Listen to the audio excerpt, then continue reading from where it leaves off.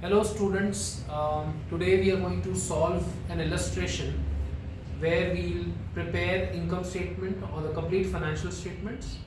We'll be preparing profit and loss statement and balance sheet. So I have a question here which I'm using as a reference. I will spell out whatever is there in the question while explaining the whole problem to you, and I'll also tell you how we'll be doing the postings for each of the terms that I've maintained here on the board. So हम शुरू करते हैं. जो question मेरे सामने है, in that they've asked us that Fatima is a sole trader. She prepares her financial statements at the end of the March every year, and the year ending date is given as 31st of March 2022. So they have given Fatima's ledger account. Basically they are asking us to prepare an income statement, which is also called as a profit and loss statement along with the balance sheet. There are certain terms given here. I'll read each of the term to the point with the amount, and I'll tell you where we have posted all of these terms. So the data that I have in front of me, it's actually the ledger account. First term that I have with me is revenue. Revenue is sales. So it goes into our profit and loss account on the credit side. So we'll write here by revenues. We'll write it inside because there's a expected returns there ahead. So revenues will go here in profit and loss account on the credit side. We write down the amount here. The second term that is given here is a sales returns. So we have to reduce returns from the revenues that we have. So the returns will get subtracted here inside, and then we have the balance amount, net amount outside shown in the outer column, right? Moving ahead, we have the next term, that is purchases. Purchases, as you know, goes on the profit and loss account, trading account, debit side. We write two purchases. This is the amount 36,500. We have rent and rates. So there is an adjustment on that. So that's why we have written that amount inside. It goes here again in profit and loss account to rent and rates. We have written the amount inside since it has an adjustment. We'll also look at the next term, that is wages. So wages goes here on the profit and loss account debit side. As it's an expense, it's a direct expense. It goes here. Rent and rates is also direct expense. This is an income, that's why it's here, and this is a purchases, that's why it goes here. So it's a direct expense, it will go here, we'll write the amount inside. Then we have general expense, that goes here, again it's an expense, so it goes in profit and loss account. We have insurance, again it's an expense, it goes here. हमारे जो भी expenses हैं वो profit and loss account के debit side में जाते हैं, और जो भी हमारे incomes हैं, जो अगला term है यहाँ पे दिया हुआ है, that is discount received. So you can see incomes are going here.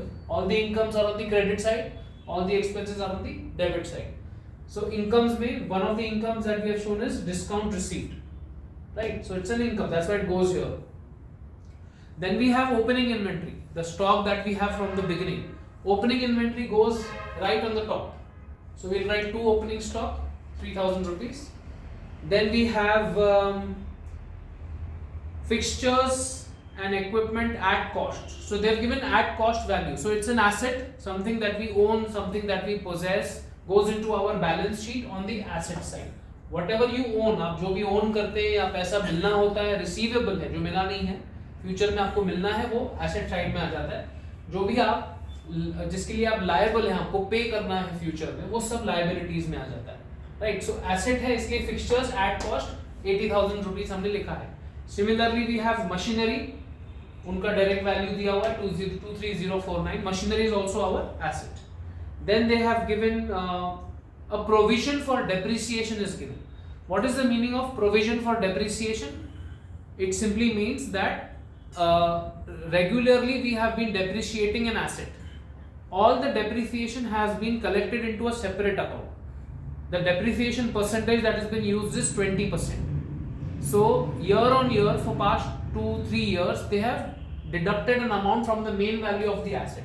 So the main value of asset is 80,000 and the provision is 39,040. That means roughly 3 years का depreciation उन्होंने accumulate करके रखा है. So which we will obviously go and directly subtract it from the main value of the asset as a depreciation. Then we have our trade receivables. Trade receivables क्या होता है? ये हमारे debtors होते हैं, हमारे customers हैं, हमने इनको product sell किया हुआ है credit पे, इनसे पैसे आने हैं, that's why they go here. Trade receivables, we are going to receive money from them, that's why their name is here. Then we have trade payables. Just exactly opposite to trade receivables is trade payables. These are the people from whom we have purchased goods. हमने इनसे सामान खरीदा है और अब हमने उनसे उधार पे लिया है तो पैसे देने हैं. तो जिसको भी पैसे देने हैं, where we write them under liabilities, we write trade payables. That is where we will mention exactly opposite to trade receivables. You will see trade payables. Then the next term that is there is provision for doubtful debts. It's a provision. It's a possibility that we are going to recover that money. So we have to write it off. We write it off here in the profit and loss account on the credit side. Provision for doubtful debts. These are old RDD. Then we have cash drawings. This is the money which Fatima has withdrawn for personal usage. So that goes here under capital. We write cash drawings 8580. This gets reduced from her capital. Similarly, we have capital.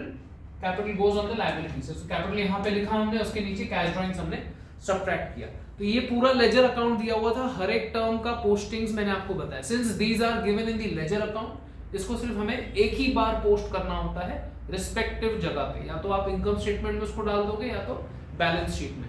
So obviously you need to understand that there are 4 columns that we have. अगर हम income statement देखते हैं तो हमारे पास इसका debit side माने इसका expense side, इसका क्रेडिट साइड माने इसका इनकम साइड है. अगर बैलेंस शीट देखेंगे तो हमारे पास 2 साइड्स हैं. एक liability side, something that is payable, और दूसरा है asset side, something that we own और समथिंग दैट इज रिसीवेबल. तो जब ये टर्म्स आपको दिए होते हैं, इन 4 जगहों में से कहीं तो एक जगह पे उसको जाना होता है. That's why it's a singular posting for each of the term. So हर एक का लॉजिक है. जो भी आप चीजें पोस्ट करते हो, जब आप परचेज कर रहे हो मतलब आपने पैसा भरा है, पे किया हुआ है, तो इसलिए वो इस साइड में आया हुआ है. अगर आप सेल करोगे तो पैसा मिलेगा, वो इस साइड में आएगा. तो जब जब आप पैसा दोगे एक्सपेंस के लिए, वो यहाँ आएगा. जब आपको पैसा मिलेगा तो यहाँ आएगा. जब आप कोई चीज ओन करोगे तो एसेट्स में आ जाएंगे. जब आपको कोई चीज के लिए लायबल और पे करना है, पेएबल है फ्यूचर में, तो वो लायबिलिटीज में आएगा. लेकिन एक टाइम पे एक ही टर्म आएगा. इसके नीचे उन्होंने कुछ तो स्टेटमेंट्स दी हैं. These are adjustments. When we say adjustments मतलब हर एक के 2 इफेक्ट्स आएंगे. माने हर स्टेटमेंट को आपको 2 जगह पे पोस्ट करना है. It will not work only once. Why? Because logic कैसा है, these are already ledger accounts. Transaction से इन्होंने, जर्नल से इन्होंने लेजर क्रिएट किया, ऑलरेडी हो चुका है. That means now we are getting a new transaction. So the new transaction that we have with us is inventory. Closing stock दिया उन्होंने, क्लोजिंग इन्वेंट्री. 2 जगह इसका इफेक्ट आता है. एक हमारे प्रॉफिट एंड लॉस अकाउंट में, ट्रेडिंग अकाउंट में, क्रेडिट साइड में बाय क्लोजिंग स्टॉक, और दूसरा हमारे एसेट में है. एसेट तो जैसे मैंने आपको बोला 2 जगह पे ये पोस्ट होगा. एक हमारा वो हम चीज उसको ओन करते हैं, ठीक है, और हमारा एक स्टॉक बच गया है, मतलब हमारा सेविंग है, इनकम है, उस हिसाब से आप सोच सकते हो. उसके बाद दिया हुआ है Fatima took goods for her own use from the business during the year end. Fatima ने पर्सनल यूज के लिए गुड्स विड्रॉ किए बिजनेस में से. जब वो पर्सनल यूज के लिए गुड्स विड्रॉ कर रही है तो हमारे बिजनेस में से गुड्स जा रहा होता है. तो एक इफेक्ट इसका यहाँ आता है. और दूसरा, उसके पर्सनल कैपिटल में से उसको माइनस करना पड़ता है. अगर वो खुद के पर्सनल यूज के लिए गुड्स यूज कर रही है तो उसका मेन जो कैपिटल अमाउंट है वो कम हो जाएगा. हमें उतना लायबिलिटी कम पे करना है फातिमा को. So you have to differentiate between Fatima and her business, right. Then depreciation दिया हुआ है at 20%. So see it is very simple depreciation. ये ऑलरेडी जमा किया हुआ डेप्रिसिएशन है, तो आप मेन अमाउंट पे डेप्रिसिएट नहीं कर सकते हो. इसमें से आप प्रोविजन को कट करोगे, जो बैलेंस बचेगा 40,960, उसके ऊपर आप 20% डेप्रिसिएशन करोगे. ये रिड्यूसिंग बैलेंस मेथड से डेप्रिसिएशन कैलकुलेट किया गया. ये इसका फर्स्ट इफेक्ट है. डेप्रिसिएशन का फर्स्ट इफेक्ट है, आप एसेट में से सब्ट्रैक्ट करो. और इसका जो सेकेंड इफेक्ट है, आप उसको प्रॉफिट एंड लॉस अकाउंट में डेबिट साइड में टू डेप्रिसिएशन करके दिखा सकते हो 8192. जो अगला है that is accrued wages. That means these are outstanding wages. कुछ वेजेस अभी तक पे नहीं हुए हैं. सो हमारे जो ओरिजिनल वेजेस हैं वो 10,100 है, उसमें और 800 रुपीज हम ऐड कर देंगे. सो आपका जो अक्रूड वेजेस हो जाएगा वो 10,900 है. ये अक्रूड वेजेस हमारे आउटस्टैंडिंग है. That means we are yet to pay. हमने लोगों को पे नहीं करा हुआ है, तो that is a liability. That's why it goes here. So पहले तो हमारा वेजेस का ओरिजिनल वैल्यू बढ़ जाएगा और हमारा लायबिलिटीज आ जाएगा यहाँ पे 800 रुपीज. रेंट में 1500 रुपए का रेंट उन्होंने प्रीपेड बताया हुआ है, मतलब हमने एडवांस पे किया हुआ है. So we have to reduce that. इस साल का कैलकुलेशन करेंगे कैसे. जो रेंट हमारा 9,000 हमने दिया है उसमें 1,500 हमने आने वाले साल का भरा है. सो हमें जो कैलकुलेशन करना है वो इसी साल का करना है. So we will subtract this, और जो 1500 हमने एडवांस दिया है वो हमारा एसेट है, क्योंकि हमने एक्स्ट्रा पेमेंट भर दिया है आने वाले साल का, तो हमारा उसको रिसीवेबल की तरह आप ट्रीट कर सकते हो, क्योंकि पैसे आपने ज़्यादा भरे हैं। उसमें आरडीडी दिया है 3% का, और बैड डेट्स दिया है 200 रुपीज़ का। तो always you have to treat the amount first and percentage second. आपको पहले अमाउंट को ट्रीट करना पड़ेगा, तो जो भी बैड डेट्स है आप पहले माइनस बैड डेट्स 200 करोगे, फिर आप आरडीडी उसका 3% निकालोगे और बैलेंस बाहर जाएगा। इन दोनों का सेकेंड इफेक्ट, बैड डेट्स और आरडीडी का second effect profit and loss account में आता है।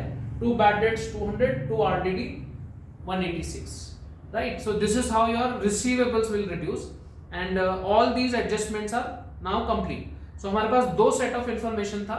एक डेटा में हमारे पास क्या था, सिर्फ लेजर, मतलब फाइनल लेजर की एंट्रीज थी, उसका सिंगुलर पोस्टिंग्स की हमने, बाकी जो एडजस्टमेंट्स थे उसके 2 पोस्टिंग्स हमने की।